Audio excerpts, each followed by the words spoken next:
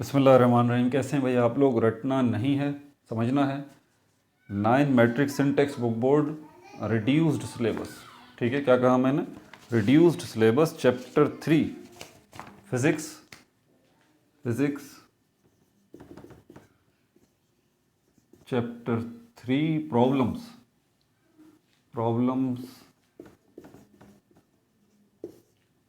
Part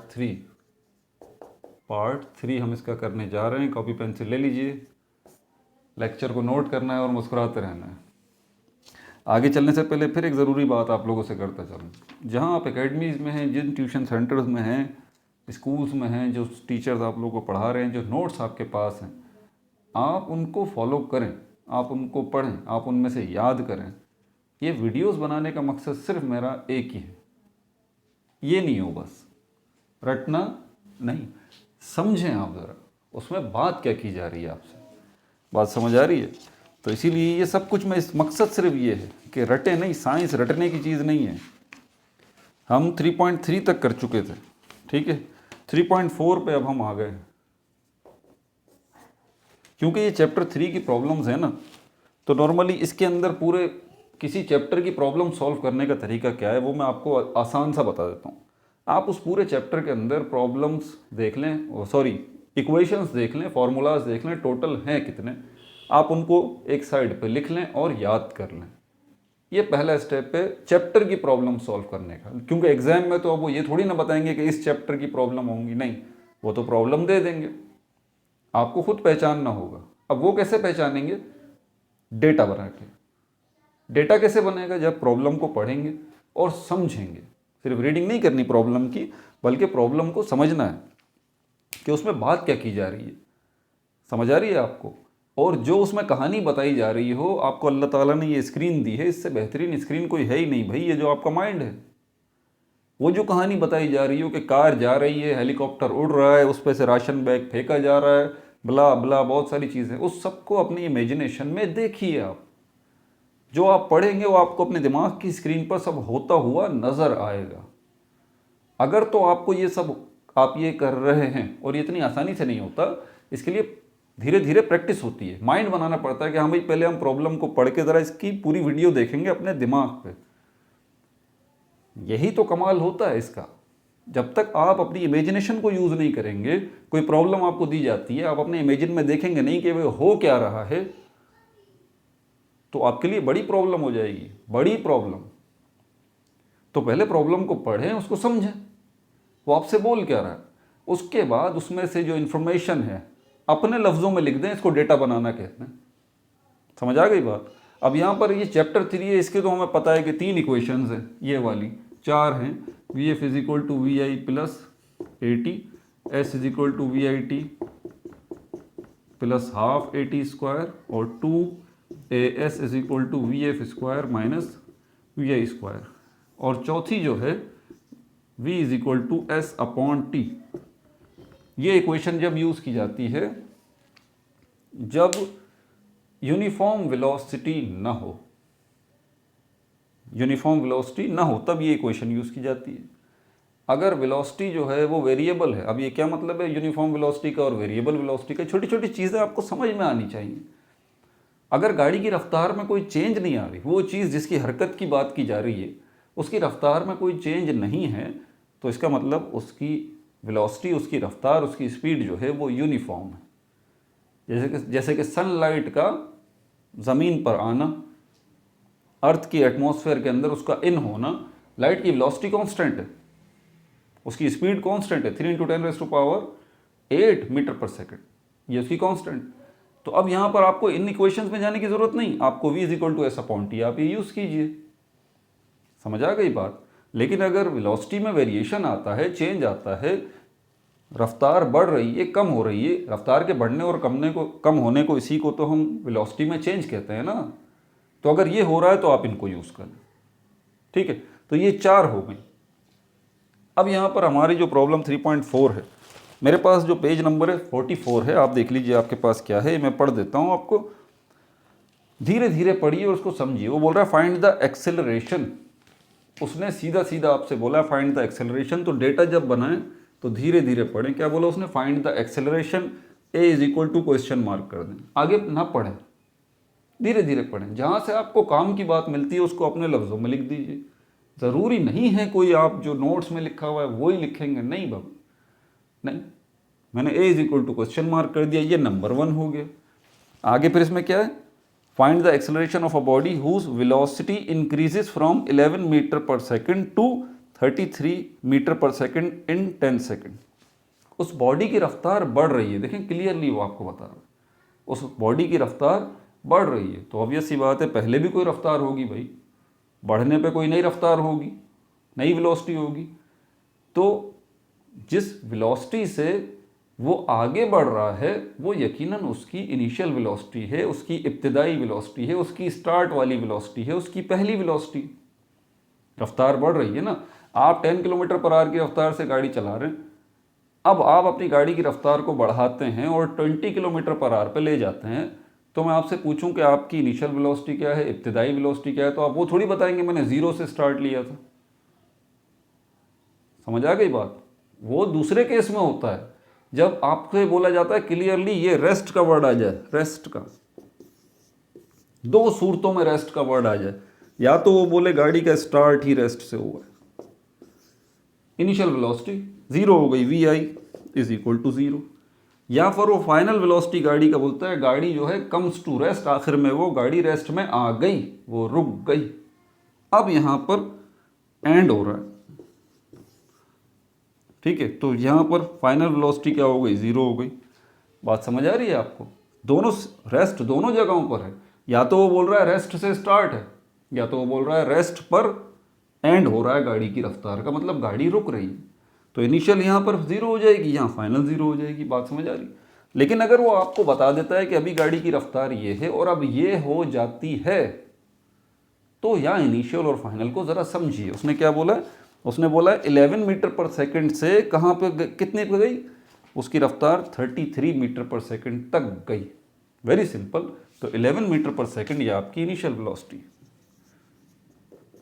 11 metre per second. ठीक हो गया, इसको मिटा दूं। और प्रॉब्लम्स की प्रैक्टिस करते रहेंगे ना, करते रहेंगे, आपको खुद आइडिया हो जाएगा कि हाँ ये पूछ क्या रहा है। और 33 के ऊपर जो है वो 33 मीटर पर सेकंड पे इसकी रफ्तार जाके एंड होती है।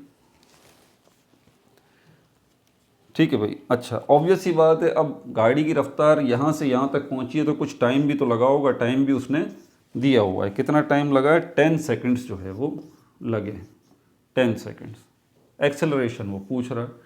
जब ये डेटा बन जाता है, आपका प्रॉब्लम पढ़ के आपने डेटा बना लिया, अब अगला मरहला ये है कि आप ज़रा अपने इस डेटा को इन इक्वेशंस के साथ टैली करें।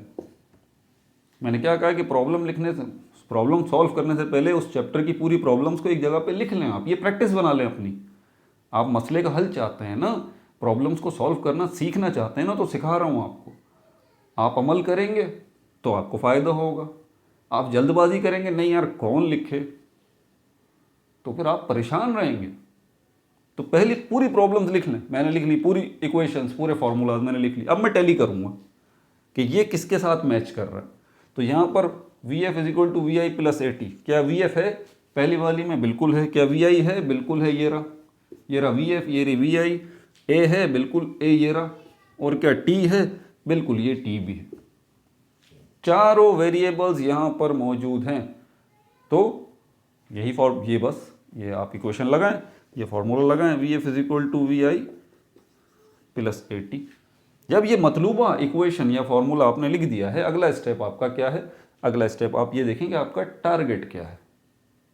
इस इक्वेशन में, फॉर्मूले में 4 चीज़ें हैं। वी एफ भी है, वी आई भी है, ए भी है और टी भी है। पूछा क्या गया है आपका टारगेट क्या है? ये रहा आपका टारगेट, ये पूछा गया एक्सेलरेशन। इसमें ढूंढें कहाँ है आपका टारगेट, ये रहा, पता लग गया। अगला स्टेप क्या है? इसको अकेला करना है, ए को। मैं आपको नसीहत करूंगा कि वैल्यूज बाद में पुट किया करें, पहले ज़रा इक्वेशन को अपने हिसाब किताब से सेट कर लिया करें। तो यहाँ पर सेट करने का मतलब क्या है इक्वेशन को या फॉर्मूले को, कि जो आपका टारगेट है उसको आप अकेला करें, इक्वल के साइन के, लेफ्ट हैंड साइड पे या राइट हैंड साइड पे। क्या कहा मैंने? इक्वल के साइन के या तो राइट हैंड साइड या लेफ्ट हैंड साइड पे अपने टारगेट को अकेला करें। अभी ये अकेला नहीं है, इसके साथ टी लगा हुआ है और यहाँ पर वी आई लगा हुआ है। तो मैं पहले वी आई को यहाँ से निकालूंगा। रूल मैथमेटिक्स का मुझे बोलता है कि इसको आप यहाँ ले आइए, तो ये वी आई यहाँ प्लस का है तो यहाँ जाके माइनस का हो जाएगा। बेसिक्स अगर आप लोगों की मैथमेटिक्स की वीक है तो 15 वीडियोस मैंने बनाई हैं बेसिक्स ऑफ मैथमेटिक्स की, प्लेलिस्ट पढ़ी है पूरी की पूरी, वो देखिए।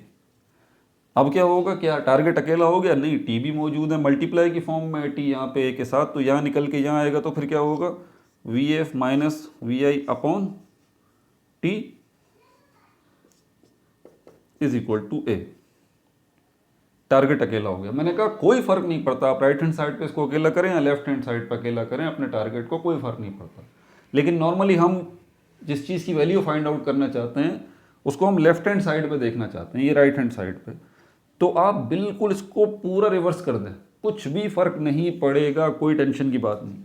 इसको उठा के यहाँ ले आए, इसको उठा के यहाँ ले आए, कोई साइंस की तब्दीली नहीं होगी, कोई कुछ भी नहीं होगा। ये देखें, A is equal to V F minus we I upon T, बस इतना काम।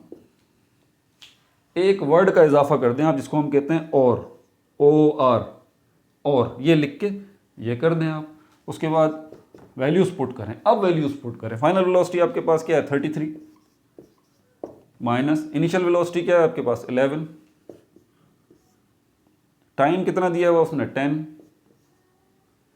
33 में से 11 गए, कितने बचे आपके पास 22, 22 अपॉन 10, 2 का टेबल लग रहा है, 2 1 ज़ा 2, 2 1 ज़ा 2, 2 5 ज़ा 10, 11 अपॉन 5, ये आपके पास फ्रैक्शन में जवाब आ चुका है। लेकिन मैथ्स में तो हम नॉर्मली फ्रैक्शन में अपना जवाब निकाल लेते हैं, डेसिमल तक नहीं लेके जाते। आप चाहें तो डेसिमल तक ले जाएं, डेसिमल मतलब पॉइंट में जवाब ले जाएं, कोई फ़र्क नहीं पड़ता।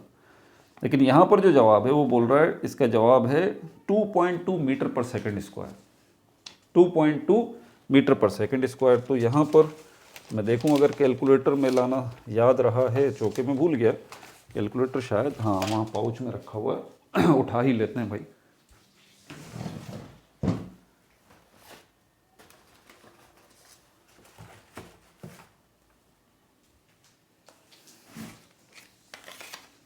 ये रहा, ठीक है। 11 को डिवाइड कर दीजिए आप 5 पे, 2.2 ये आपका जवाब आ गया बिल्कुल बुक के मुताबिक, 2 मीटर पर सेकंड स्क्वायर। ठीक हो गया। नेक्स्ट प्रॉब्लम की तरफ चलते हैं, 3.5 की तरफ।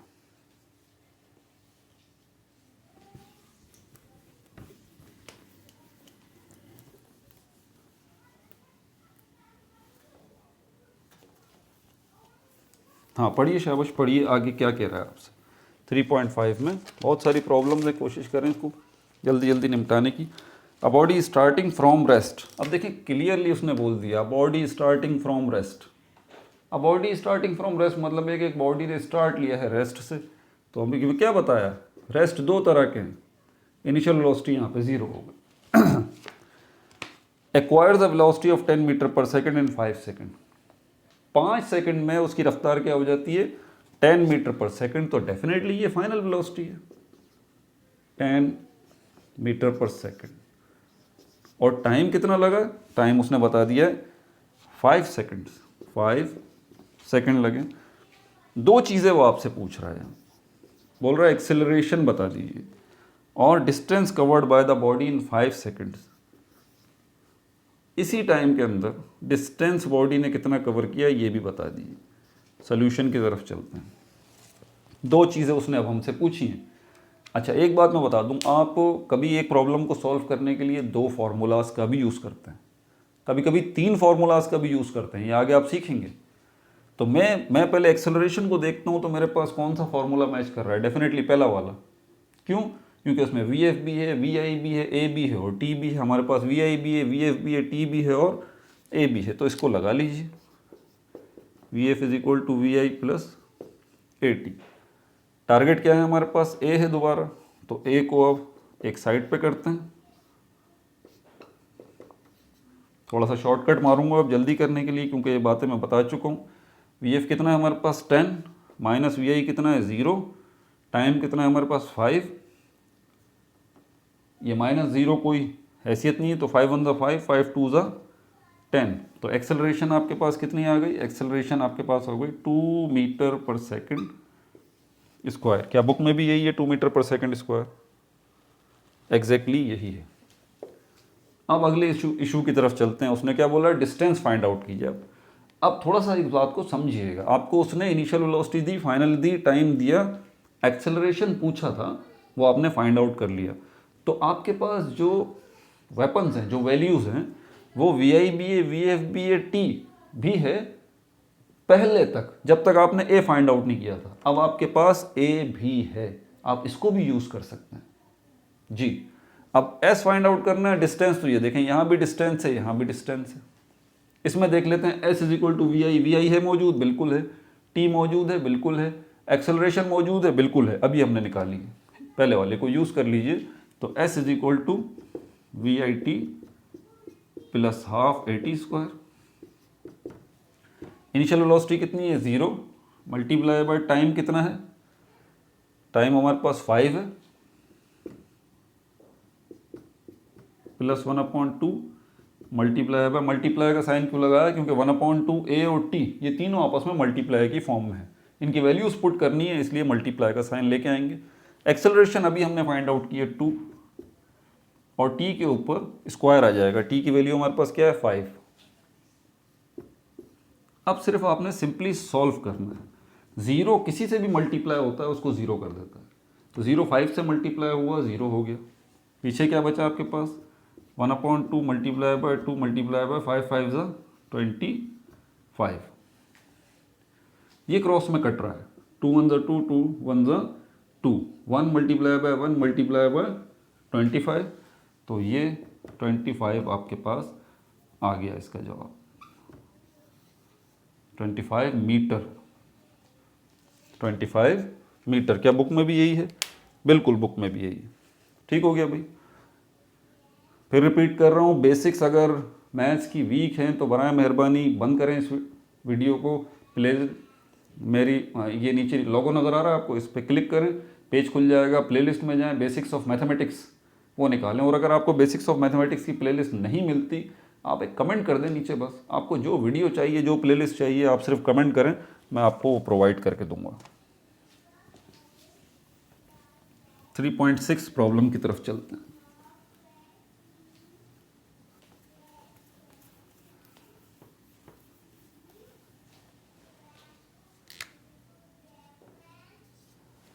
Three point six, a car starts from rest. देखें शुरू में इसने क्या बताया? A car starts from rest. Initial velocity मिल गई आपको क्या? 0। एंड आफ्टर 20 सेकेंड्स, 20 सेकेंड के बाद its velocity becomes 108 kilometre per hour. Time भी उसने दे दिया, कितना? 20। और क्या बताया उसने? 20 सेकेंड के बाद फाइनल वेलोसिटी कितनी हो जाती है? 108 kilometre per hour. 108 kilometre per hour. Find the acceleration of the car. Acceleration उसने पूछा, ये बता दीजिए। अच्छा, बच्चे बड़े कंफ्यूज हो जाते हैं, बोलते हैं सर बुक में आपने लिखा है किलोमीटर पर आवर। इसके ऊपर मैंने अलग से वीडियो एक छोटी सी मुझे बनानी पड़ी ये बात समझाने के लिए। तो भाई ज़रा इसको समझिए आप, सिंपल मैथ्स है। यहाँ पर आप किलोमीटर पर आवर लिख रहे हैं बुक में, तो ये लिखा हुआ है किलोमीटर आर और -1। बात को थोड़ा समझिए, ये क्या है पहले इसको देखें। किलोमीटर पर आर, km अपॉन ये है किलोमीटर पर आर, ये है किलोमीटर डिवाइडेड बाय h, ये है। हर नंबर के ऊपर +1 की पावर होती है, हर लेटर या वेरिएबल के ऊपर भी +1 की पावर होती है छुपी हुई। इसीलिए कह रहा हूँ बेसिक्स ऑफ मैथमेटिक्स देख लीजिए, 15 वीडियोज़ हैं, बहुत ज़रूरी है आप लोगों के लिए। इस h को अगर मैं ऊपर ले जाता हूँ तो 2 काम होंगे। एक तो ये h ऊपर जाके, बल्कि 3 काम होंगे। एक तो ये डिवाइड का साइन जो है, जिसको मैं कह रहा था किलोमीटर पर का मतलब डिवाइड, ये डिवाइड का साइन चला जाएगा। एक काम तो ये होगा। दूसरा काम क्या होगा? किलोमीटर के साथ मल्टीप्लाई का साइन आ जाएगा, जिसको हम बाद में गायब कर देंगे। किलोमीटर मल्टीप्लाई बाय, और एच ऊपर आ जाएगा। तीसरा काम, बल्कि 4 काम होंगे। चौथा काम, इसके ऊपर जो +1 की छुपी हुई पावर है वो जाहिर होकर -1 हो जाएगी। मैंने कहा ना कि हर एक वेरिएबल के ऊपर +1 की पावर होती है, छुपी हुई होती है। तो इसके ऊपर +1 की पावर मैंने पहले जाहिर की, उसको ऊपर लेके गया, -1 की हो गई। अब किलोमीटर और एच को मल्टीप्लाई करें तो ये बनता है KMH-1। यही दिया हुआ है। बच्चे परेशान हो जाते हैं, पता नहीं क्या है भाई, इसी की शक्ल है ये, देख लीजिए आप। फर्स्ट टाइम देख रहे हैं तो प्रैक्टिस करें। तो इस तरह लिख लें आप या इस तरह लिख लें, कोई फर्क नहीं पड़ता, एक ही बात। अब आगे चलते हैं, इसके सोल्यूशन की तरफ चलें। टैली करें ज़रा, कौन सी इक्वेशन लग रही है? पहली वाली लग रही है। VFB है, VIB है, T है और एक्सेलरेशन पूछ रहा है। बट वेट, इंतहाई ज़रूरी काम, स्टैंडर्ड यूनिट। आपका डेटा स्टैंडर्ड यूनिट में होना चाहिए। कौन से स्टैंडर्ड यूनिट सर? इसके लिए तो आपको फिजिकल क्वांटिटीज़ वाली मेरी वीडियोस देखनी पड़ेंगी। मैंने उसमें स्टैंडर्ड यूनिट को भी एक्सप्लेन किया, सारी चीज़ों को एक्सप्लेन किया। ये किलोमीटर पर आवर में है, आपको मीटर पर सेकंड में चाहिए जी। ये स्टैंडर्ड यूनिट है वेलोसिटी का, ये स्टैंडर्ड यूनिट नहीं है। यूनिट तो है किलोमीटर पर आवर, लेकिन स्टैंडर्ड यूनिट नहीं है। आप टाइम को जो है मिनट में भी बता सकते हैं, आवर्स में भी बता सकते हैं, सेकंड्स में भी बता सकते हैं, डेज में भी बता सकते हैं, मंथ्स में भी बता सकते हैं, ईयर में भी बता सकते हैं, डिकेड्स में भी बता सकते हैं, मिलीनियम में भी बता सकते हैं, लाइट ईयर्स में भी बता सकते हैं टाइम को। लेकिन इनमें से कोई यूनिट जो है वो स्टैंडर्ड नहीं है। स्टैंडर्ड एक यूनिट है टाइम का, सेकंड। तो हमें अपने डेटा की वैल्यूज़ के यूनिट्स जो हैं वो स्टैंडर्ड यूनिट में लाने पड़ेंगे। ये किलोमीटर पर आवर है, इसको मीटर पर सेकंड में कन्वर्ट करें। बड़ा ही आसान है, इसको मैं नीचे लेके आता हूँ। पहले इसको देखें, इसी कन्वर्जन कैसे कर रहा हूँ। इसको पहले असली शक्ल में लिखें, kilometre per hour, kilometre per hour. ये आर का है, HOUR। इसको मतलब घंटा। इस पर का क्या मतलब है? इस पर का मतलब है 1। इसका मतलब 1 आवर, 1 आवर। तो ये हो गया 108 किलोमीटर डिस्टेंस, और ये हो गया टाइम 1 आवर, 1 घंटा। 1 घंटे में 108 किलोमीटर का डिस्टेंस कवर कर रही है वो गाड़ी। अब किलोमीटर को आप अलग कन्वर्ट करें और आवर्स को सेकंड में, सेकंड आवर्स को मिनट्स में, फिर मिनट्स को सेकंड में कन्वर्ट करें। अब फिर बच्चे कन्वर्जन में परेशान हो जाएंगे, पता नहीं है क्या हो रहा है। कह रहा हूँ बार बार, बेसिक्स ऑफ मैथमेटिक्स की 15 वीडियोस बनाई हैं आप लोगों की, सब टेंशन्स का हल है वहाँ पे, देख लीजिए। तो किलोमीटर पर आवर को 108 मल्टीप्लाई करूँगा 1000 से, ठीक हो गया। और 1 आवर, 1 घंटे को मल्टीप्लाई करूँगा 60 मिनट से, 60 ही जवाब आएगा। और 60 मिनट्स को फिर 60 सेकंड से मल्टीप्लाई करूँगा, ये क्या बन जाएगा? 108,000, 1,08,000 और ये बन जाएगा 3600। बस अब इनको आप काट दें, जो आपका जवाब आएगा वो क्या होगा? वो होगा मीटर पर सेकंड। कितना है? 10800 डिवाइडेड बाय 3600, 30 इसका जवाब आ रहा है। बट बी केयरफुल, एक चीज़ बताता चलूँ, आपका जवाब फ्रैक्शन में रहना चाहिए, यानी कि अपॉन वाली हालत में रहना चाहिए। इसके लिए आपको मैनुअली काटना आना चाहिए जी। अगर कैलकुलेटर आपका पॉइंट में जवाब दिखा रहा है तो थोड़ी गड़बड़ हो सकती है। तो इसका जवाब क्या आया? इसका जवाब आया हमारे पास कितना? 30 metre per second, 30 metre per second. तो 108 किलोमीटर पर आवर कितने मीटर पर सेकंड के बराबर है? 30 मीटर पर सेकंड। ठीक है, स्टैंडर्ड यूनिट में आ गया। अब हम इस इक्वेशन को यूज़ कर सकते हैं, फर्स्ट इक्वेशन को अब हम यूज़ कर सकते हैं। स्टैंडर्ड यूनिट में हो गया है मामला। VF is equal to VI plus AT। Target क्या है? A। ये रहा, अकेला है, पहले बता चुका हूँ इसी वीडियो में कि ये कैसे यहाँ पर आया।